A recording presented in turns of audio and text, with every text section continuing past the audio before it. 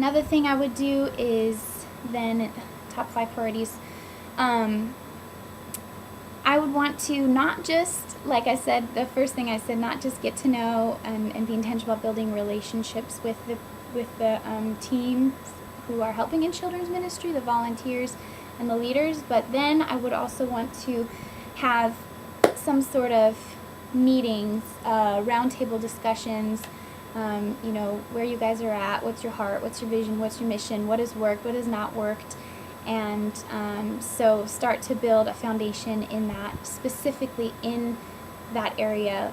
How has it been working for you guys, and how can I serve the children's ministry with everything that's already been going on there and the people who are there, and be intentional about talking about those things, discussing those things. Lastly, I think because my experience has mostly been, like I said, in this nonprofit sector, the parachurch sector, that the things I've done are the same things that a children's pastor does, but in a kind of a different context and maybe a smaller scale. I guess one of my big priorities would be just to get familiar with how it is to do those things in the context of the church. What does that look like? And I would definitely be open to training and mentorship, and in that, So I think that'd be one of the biggest things too, is what does this look like in the context of the church versus the parachurch experience that I've had.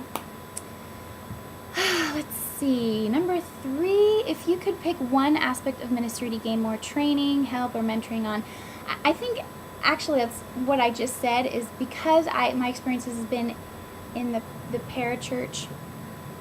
I know it sounds super basic, but really I just would want to get a feel for what this looks like, how it feels in the context of the church. And I'd want to lay that foundation and make sure that I really understand those dynamics and before I move on to anything else. And I don't know what that looks like. That probably just looks like doing the job and asking for help when I need it and for direction.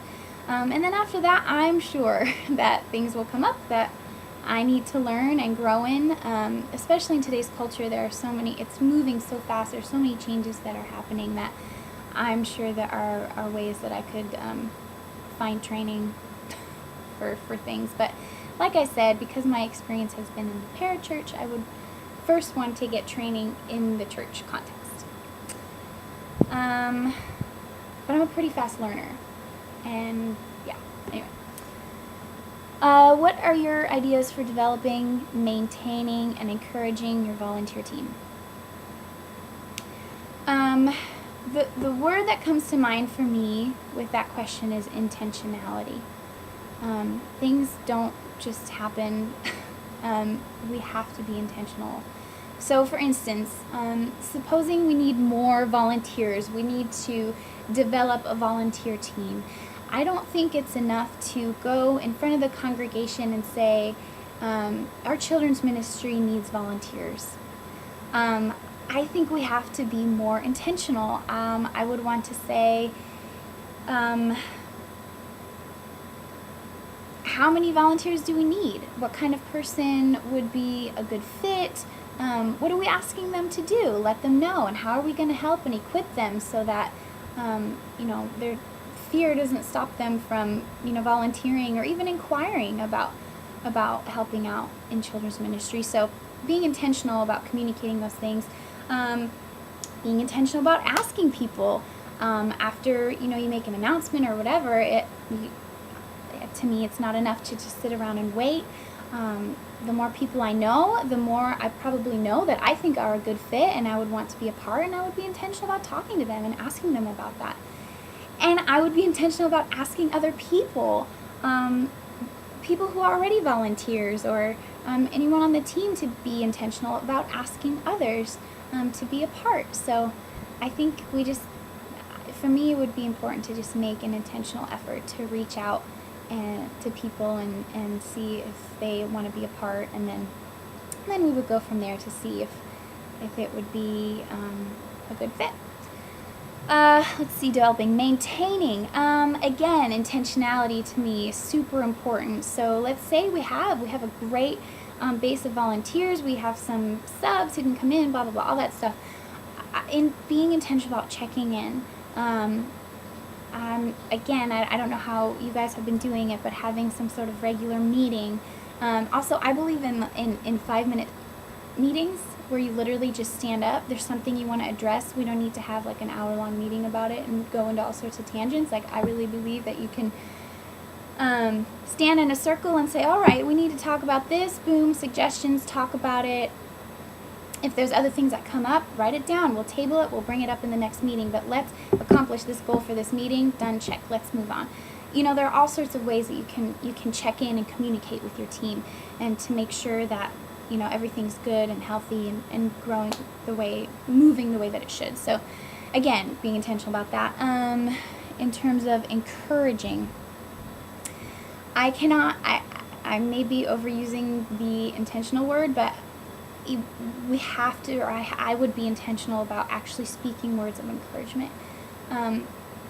When I see someone go above and beyond, or even just doing their job, it's so much easier to stay silent and just notice it, but I want to make the effort, and I make the effort to speak those things out loud to those people. I had a great drummer on our team last year.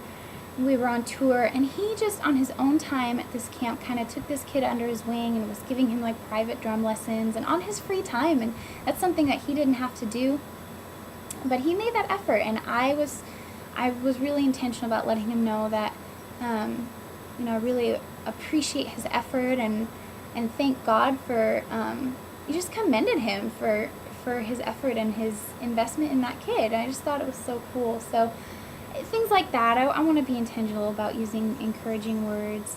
And I know that, you know, the volunteers work hard. I don't know how you do it at your church. At our church, you know, obviously you have to prepare for the lesson. At our church, you're committed for a year when you do it. So, you know, there's a lot of effort that goes into that. And so even small things like notes of encouragement, or setting up an appreciation lunch, something that maybe the parents, if they're not volunteering or whatever, can be a part of, and really to make an effort to thank and encourage the volunteers. And I think the same is true for also, what is the word? I don't want to, correcting doesn't seem right, but you know, when there needs to be a change, or when there needs to be conflict resolution, that's part of encouraging and maintaining a team. And I am very intentional about that too, making sure that those things are resolved in love and in truth. So there's that. Okay, okay, modern music. We don't have a problem with that at all. That's our style. That's what we love. That's what my husband and I write. That's what I write. That's what our church does. Also, I checked out Ross's music, and I love it. I think it's awesome. It's really cool. So, yeah, no problem at all there. And in fact, no, what I wanted to share about that is, although we love modern music, I think that there is a huge value in hymns.